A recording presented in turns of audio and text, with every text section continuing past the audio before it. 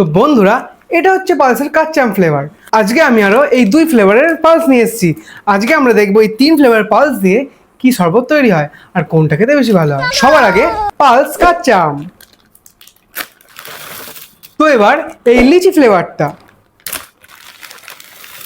এবার সবার শেষে এই অরেঞ্জ ফ্লেভারটা। ওরা এগুলো সব ঢালা হয়ে গেছে, তো চলো এবার মিক্স করে নি একটা করে। ठीक है।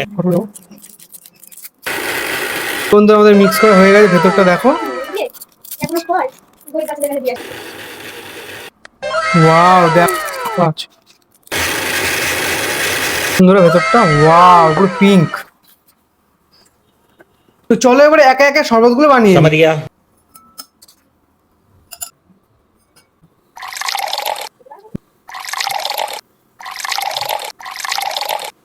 তো চলো এবার একটা করে খেয়ে দেখার ফেলা। এটা নর্মালি কাঁচা আমের মতোই খেতে। अच्छा। ওয়াও বন্ধুরা, এটা তো খুব সুন্দর খেতে, পুরো অরেঞ্জ ফ্লেভার।